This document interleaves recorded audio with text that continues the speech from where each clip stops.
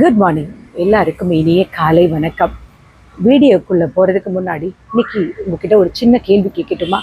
இன்னைக்கு காலையில் நீ தூங்கி எழுந்த பிறகு உங்கள் மனசு லேசாக இருந்துச்சா, இல்லை ஏதாவது ஒரு இனம் புரியாத ஒரு பாரம் எதுவும் நெஞ்சு அமுக்கிற மாதிரி உங்களுக்கு இருந்ததா? நம்மளை பல பேருக்கு காலையில் எழுந்ததுமே ஒரு புது நாளோட தொடக்கமாக வரதே இல்லை. நேற்று நடந்தது, 5 வருஷத்துக்கு முன்னாடி நடந்த விஷயங்கள், யாரோ நம்மளை சொன்ன வார்த்தைகள், யாரோ நம்மளை காயப்படுத்தின வழி, நம்ம இழந்தது, இது எல்லாமே தான் நம்ம தினமும் யோசித்து யோசித்து அதை சுமந்துக்கிட்டு தான் இன்றைக்கும் அந்த நாளை நம்ம தொடங்கியிருப்போம். உண்மைதானே?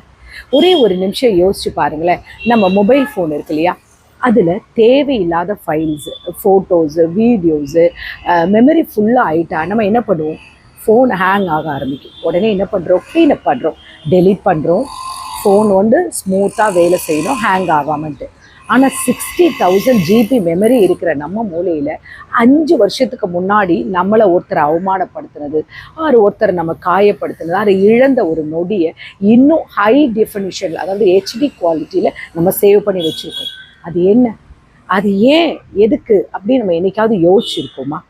இந்த வீடியோ உங்களுக்கு ஒரு அட்வைஸ் பண்ணுற கிளாஸ் கிடையாது. உங்கள் மனசுக்குள்ளே ரொம்ப நாளாக பூட்டி வச்சுருக்க, யாராலையும் புரிஞ்சிக்க முடியாத அந்த கடந்த கால பாரத்தை எப்படி இறக்கி வைக்க போகிறீங்க, அதை பற்றி மட்டும்தான் பேச போகிறோம். தயவு செஞ்சு ஸ்கிப் பண்ணாமல் இந்த வீடியோ பாருங்கள். ஏதாவது ஒரு பாயிண்ட் உங்களுக்கு யூஸ்ஃபுல்லாக இருக்கலாம். நம்ம வாழ்க்கையில் வர கடந்த கால பாரங்களை 3 விஷயமாக பிரிக்கலாம். ஒன்று பிட்ரேயல், இன்னொன்று ரிக்ரெட்ஸ், மூணாவது லாஸ், அதாவது இழப்புகள். நம்ம எல்லாருக்குமே ஏதாவது ஒரு கட்டத்தில் நம்மளை உயிரை விட அதிகமாக ஒருத்தரை நேசிச்சிருப்போம். அது காதலாக இருக்கலாம், நட்பாக இருக்கலாம், இல்லை கூட பிறந்த உறவாக இருக்கலாம். ஆனால் இவங்க என்றைக்குமே நம்மளை விட்டு கொடுக்க மாட்டாங்க, நம்ம விட்டுட்டு போக மாட்டாங்கன்னு நினச்சிருக்கலாம். ஆனால் நம்மளை ரொம்ப சாதாரணமாக ஏமாற்றிட்டு கை கழுவிட்டு அவங்க கடந்து போயிருப்பாங்க. ஆனால் அவங்க போயிருப்பாங்க, ஆனால் அவங்க கொடுத்த காயங்களும் வலியும் நம்ம மனசுக்குள்ளே ஒரு பெரிய வடுவாக அது அப்படியே இருக்கும். நான் என்ன தப்பு பண்ணேன், ஏன் எனக்கு இந்த நிலைமை அப்படின்ற ஒரு கேள்வி நமக்குள்ள ஒவ்வொரு நாளும் தூங்க விடாமல் நம்மளை டிஸ்டர்ப் பண்ணிகிட்டே இருக்கும். இன்னைக்கு சொசைட்டியில் நிறைய பேர் டிப்ரெஷனில் இருக்கிறதுக்கு முக்கியமான காரணம், நம்ம ஏமாத்துறவங்க நல்லா இருக்காங்க, ஏமாந்த நாம இன்னும் அந்த வழிகளோட தான் வாழ்ந்துட்டுருக்கோம். அதுதான் முக்கியமான காரணம். 2வது ரிக்ரெட், குற்ற உணர்ச்சி. அன்னைக்கு மட்டும்தான் நான் அந்த முடிவை எடுக்காமல் இருந்ததா, அன்னைக்கு நான் அதை அப்படி செய்யாமல் இருந்ததா, இன்னைக்கு அந்த விஷயத்தை நான் அந்த பொறுமையாக ஹேண்டில் பண்ணாமல் இருந்தா, அன்னைக்கு அந்த வார்த்தையை சொல்லாமல் இருந்தா, இன்னைக்கு என் வாழ்க்கை இப்படி ஆயிருக்குமா அப்படின்னு யோசிப்போம். நம்ம எத்தனை பேர் இதை யோசிக்கிறோம்? காலத்தை பின்னோக்கி ஓட்ட முடியாதுன்னு தெரிஞ்சுமே இன்னும் அந்த பழைய நிகழ்வுகளுக்காக, அந்த பாஸ்டில் நடந்ததை வச்சு நமக்குள்ள தண்டனை கொடுத்துட்டே இருக்கும். இன்னைக்கு சொசைட்டியில் பாருங்கள், எல்லாரும் அவங்க வாழ்க்கையோட ஹைலைட்ஸை மட்டும் தான் போஸ்ட் பண்ணுறாங்க. அவன் செட்டில் ஆகிட்டான், அவன் நல்லா இருக்கா, அவங்க கார் வாங்கிட்டாங்க, அவங்க ஃப்யூச்சர்லாம் நல்லா இருக்கு. ஆனால் நான் இன்னும் பழைய தோல்விகளோட, பழைய கடன்களோட, பழைய காயங்களோட இங்கே நிற்கிற சொசைட்டி கூட கம்பேர் பண்ணிட்டு நம்ம கடந்த காலத்தில் இழந்த விஷயங்களை நினச்சி நம்மளே அழுதுட்டு இருக்கோம் இல்லையா? ஒரு சின்ன கதை சொல்லட்டுமா? ஒரு ப்ரொஃபஸர் கிளாஸ் ரூம்குள்ளே வராரு. அவர் கையில் ஒரு கிளாஸில் ஃபுல்லாக வாட்டர் இருக்குது. அவர் ஸ்டூடெண்ட்ஸை பார்த்து கேட்குறாரு, இந்த கிளாஸோட இந்த வெயிட் எவ்வளோன்னு கேட்குறாரு. பசங்க ஒருத்தர் சொல்கிறான், ஒருத்தர் 100 கிராம்ஸ்னா, ஒருத்தர் 200 கிராம்ஸ், 500 கிராம்ஸ் அப்படின்னு சொல்லிக்கிட்டே இருக்கான். அப்போ ப்ரொஃபஸர் சிரிச்சுட்டே சொல்கிறாரு, இதோட உண்மையான எடை முக்கியம் கிடையாது, நான் இதை எவ்வளவு நேரம் ஹோல்ட் பண்ணி வச்சுட்ருக்கேன் தான் ரொம்ப இம்பார்ட்டன்ட் விஷயம். இந்த கிளாஸை 1 நிமிஷம் வச்சுருந்தா அது ஒன்றும் ஆக போகிறதில்ல, அதே 1 மணி நேரம் வச்சா என் கை வலிக்கும். இதே நான் ஒரு நாள் முழுக்க வச்சுருந்தா என்னுடைய கை மரத்து போயிடும் அண்ட் பேரலிசிஸ் ஆகி பக்கவாதம் மாதிரி நான் கீழே விழுந்துருவேன். ஸோ தண்ணியோட இடம் மாறலை, நான் வச்சிருக்கிற நேரம் தான் அதோடைய அதோடைய பாரத்தை அதிகமாகும். இதே மாதிரி தான் நம்ம கடந்த காலம் கிளாஸ் மாதிரி தான். நமக்கு நடந்த ஏமாற்றங்கள், நமக்கு நடந்த காயங்கள், அசிங்கம், துரோகம், அது நடந்தப்போ ஒரு வலி இருக்கும் இல்லையா? அந்த வலியை நீங்கள் ஒரு நிமிஷம் நினச்சி பார்க்குறது தப்பே கிடையாது. அதையே வாரம், வருஷம் முழு உங்களுடைய ஆயுள் நாட்கள் முழுசும் நீங்கள் அந்த மனசுக்குள்ளேயே வச்சு சுமந்துட்டு இருந்தீங்கன்னா உங்களுடைய மனசு மறந்து போயிடும். உங்களுடைய ஃப்யூச்சர் எப்படி சொல்ல முடங்கி போயிடும். கடந்த காலத்தை நீங்கள் சுமக்கிறதால இன்னைக்கு இருக்கிற உங்கள் ப்ரெசன்ட் சிச்சுவேஷன் உங்களுக்கு தெரியாமே போயிடும். உங்கள் குழந்தை உங்ககிட்ட பாசமாக பேசும்போது, உங்கள் பார்ட்னர் அவங்களுடைய லவ்வை உங்களுக்கு காட்டும் பொழுது உங்களால் அதை ஃபுல்லாக அக்செப்ட் பண்ண முடியாது. ஏன்னா அதை என்ஜாய் பண்ணவும் முடியல. உங்கள் உடம்பு மட்டும்தான் இங்கே இருக்குது, உங்கள் மனசு ஃபுல்லும் உங்களுடைய பழைய விஷயங்களை, பழைய யாரோ செஞ்ச துரோகங்களுக்குள்ள தான் நீங்கள் லாக் ஆகி போயிருப்பீங்க. சரி, இறக்கி வைன்னு சொல்றீங்களே, அது எப்படி நம்ம சாதாரணமா பண்ண முடியும்? உங்களுக்கு தெரியுமா? நான் அனுபவிக்கிற வலி, அந்த காயங்கள் பத்தி உங்களுக்கு தெரியுமா? நான் இழந்தது உங்களுக்கு தெரியுமா? நீங்க கேட்கறது புரியுது. அது அவ்வளவு சுலபம் கிடையாது. பட் பாசிபிலிட்டிஸ் இருக்கு. அக்செப்டன்ஸ், அதாவது நீங்க நடந்து போச்சுன்றதை மனப்பூர்வமா ஒத்துக்கோங்க. ஆமா, இது நடந்துருச்சு. டைம் வேஷன் வச்சு பின்னாடி போய் அந்த டேட்டையோ அந்த டைமையோ நம்மளால மாற்ற முடியாது. ஆனா அவங்க அப்படி பண்ணியிருக்க கூடாது, உண்மைதான். பண்ணிட்டாங்க. எனக்கு அந்த நஷ்டம் வந்திருக்க கூடாது, உண்மைதான். ஆனா வந்துருச்சு. என் வாழ்க்கையில இவங்க எனக்கு இந்த துரோகம் செஞ்சிருக்க கூடாது, ஆனா அந்த நடந்துருச்சு.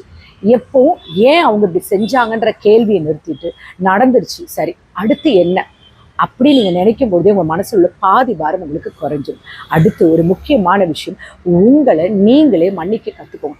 நிறைய பேர் என்னன்னா அடுத்தவங்களை கூட மன்னிச்சிருவாங்க, ஆனா தன்னுல மன்னிக்கவே மாட்டாங்க. ஏன்னா நான் தான் ஒரு முட்டாள், நான் தான் ஏமாந்துட்டேன், நான் இவங்களை நம்பினது தப்பான விஷயம், ஏன் புத்தி ஏன் இப்படி போச்சு, ஏன் இந்த பிஸ்னஸ்ல நான் இன்வெஸ்ட் பண்ணேன், இப்படி நம்ம நினைச்சு நம்மளையே சாகரிச்சுக்க கூடாது. நமக்குள்ளேயே நம்ம கேள்வி கேட்கணும். அன்னைக்கு இருந்த சூழ்நிலைக்கு, அன்னைக்கு நமக்கு இருந்த அறிவுக்கு அது நமக்கு சரின்னு தோணிருக்கு. நம்ம வேணும்னு என்னைக்குமே தப்பு பண்ண மாட்டோம். It's okay. உங்களை நீங்க கட்டி பிடிச்சி உங்களே செல்ஃபா நீங்க கட்டி பிடிச்சிக்கோங்க. பரவாயில்ல, நான் மனுஷன்தான், தப்பு நடக்கிறது இயல்பு, நான் தெரியாம செஞ்சுட்டேன். நம்முடைய பாரத்தை நம்ம இறக்கி வைக்கும் போது அந்த சொசைட்டி நம்மளை சும்மா விட்டுறாது. நீ பழைய காயங்களை விட்டு வெளியே வந்தீங்கன்னா உடனே அவங்க கேட்பாங்க, என்னப்பா அன்னைக்கு அப்படி நடந்துச்சு, நீ கொஞ்சம் கூட வெக்கமே இல்லாம பவுடர் அடிச்சு ரொம்ப இருக்க, சரியாயிடுச்சாப்பா அப்படின்னு சொல்லிட்டு நம்முடைய பழைய ஊண்டு அப்புறம் அந்த மிஸ்டேக்ஸை நமக்கு ரிமெம்பர் பண்ணி கொடுக்கறதுக்கு ஒரு கூட்டம் சுத்திக்கிட்டே தான் இருக்கும். அவங்களுக்கு நீங்க கொடுக்குற பதில் என்ன தெரியுமா? உங்க மௌனமும் உங்களுடைய உழைப்பும் தான், உங்களுடைய சக்சஸும் தான். யாரு உங்களை இது அவ்வளவுதான், இனிமே இவன் எழும்ப மாட்டான் அப்படின்னு சொன்னாங்களோ அவங்க முன்னாடி நீங்க நல்லா வாழ்ந்து காட்டுங்க. உங்க கண்ணீரை விட உங்களுடைய ஸ்மைல் தான் உங்களை காயப்படுத்துறவங்களுக்கு நீங்க கொடுக்குற கரெக்டான பனிஷ்மெண்ட். ஒரு மரத்தை பாருங்களேன், அது ஒரு டைம் பீரியட் வரும்போது அதோட இலை எல்லாம், அந்த லீஃப் எல்லாம் கொட்டும் இல்லையா? அந்த இலைகள் எல்லாம் கொட்டுதுன்ட்டு அந்த மரம் என்றைக்குமே சேட் ஆகுது, அது அப்படியே இருக்கும். ஏன்னா அதுக்கு தெரியும், அகெயின் ஒரு டைம் வரும்பொழுது என்னுடைய இலைகள் எல்லாம் திரும்பவும் எனக்கு வரும் அப்படின்னு ஒரு எண்ணம் அந்த மரத்துக்கு இருக்கும். அதே மாதிரிதான், அந்த மரம் மாதிரிதான் நீங்களும் ஒரு மரம் தான். உங்களுடைய பழைய கசப்பான நினைவுகளை காய்ந்த இலைகளை மாதிரி, அது ட்ரையான அந்த லீவ்ஸ் மாதிரி எல்லாத்தையும் கொட்டிடுங்க. இனிமே தான் புதுசான சந்தோஷங்கள் உங்கள் லைஃப்பில் க்ரோனப் ஆக ஆரம்பிக்கும். இந்த வீடியோ முடிச்ச உடனே நீங்க போகும்பொழுது ஒரே ஒரு விஷயத்தை மட்டும் யோசிச்சுக்கோங்க. உங்க கடந்த காலம்ன்றது ஒரு கார்ல இருக்கிற ரியர் வியூ மிரர் மாதிரி தான். பின்னாடி பார்க்குற கண்ணாடி அது. ஜஸ்ட்டு வண்டி ஓட்டும் போது பின்னாடி நம்ம எப்பவுமே திரும்பி பார்க்க முடியாது, லைட்டாக தான் பார்க்கணும், அது தப்பு கிடையாது. ஆனால் அந்த கண்ணாடியே பார்த்துட்டு ஓட்டிகிட்டு இருந்தோம்னா நம்ம முன்னாடி எதையாவது ஒன்று ஹீட் பண்ணி ஒரு ஆக்சிடென்ட் நடக்க சான்சஸ் இருக்குது. ஆனால் நம்ம பார்வை எப்போவுமே முன்னாடி இருக்கிற அந்த பெரிய விண்ட்ஷீல்டில் தான் இருக்கணும். ஏன்னா அதுதான் நம்முடைய பாதை எப்படியா இருக்குது அப்படின்றத கிளியராக நமக்கு காட்டுறது. நம்ம வாழ்க்கையும் ரொம்ப அழகானது, ரொம்ப சின்னது. அது யாரோ ஒரு கொடுத்த வழிகளுக்காகவோ, இல்லை நம்ம வாழ்க்கையில் நடந்த ஏமாற்றங்களுக்காகவோ, துரோகங்களுக்காகவோ, இழந்து போன சில விஷயங்களுக்காகவோ அழுதுட்டே கழிச்சிடாதீங்க. இன்னைக்கு இந்த செகண்ட் அந்த கடந்த கால பாரத்தை அப்படியே தூரமாக வைங்க. ஒரே ஒரு நிமிஷம் கண்ணை மூடிட்டு ஆழமாக மூச்சை இழுத்து விட்டுட்டு, இனிமே ஏன் வாழ்க்கை மாறப்போகுது உங்களுக்குள்ளே நீங்க சொல்லி பாருங்க. இந்த வீடியோ உங்க மனசுக்கு கொஞ்சம் ஒரு லேசான ஒரு ஃபீல் கொடுத்திருந்தா, அது உங்கள் ஃப்ரெண்ட்ஸ் ஆர் ஃபேமிலியில் யாராவது இன்னும் அந்த முடிஞ்சு போன அந்த காயங்களையும் பாரத்தையும் வச்சுட்டு சோகமாகவே இருக்காங்களா, அவங்களுக்கு முடிஞ்சால் இதை ஷேர் பண்ணுங்கள். இஃப் நாட், ஜஸ்ட் இதில் உள்ள அந்த முக்கியமான விஷயங்களை மட்டும் அவங்களுக்கு சொல்லுங்கள். உங்களுடைய வார்த்தைகள் அவங்களுக்கு ஒரு ஸ்ட்ரென்த் கொடுக்கலையா, உங்கள் மனசில் என்ன தோணுதோ அதை கமெண்டில் கொடுங்க. வாழ்க்கை வாழ்கிறதுக்கு மட்டும்தான். புதுசாக தொடங்குங்க. முடிஞ்சதாகவே இருக்கட்டும். இனி வரப்போகிற நாள் உங்களுக்கு சந்தோஷமாக இருக்கட்டும். இந்த நாள் உங்களுக்கு இனிய நாளாக இருக்கணும் கடவுளை வேண்டிக்கிறேன். Take care, bye bye, love you all.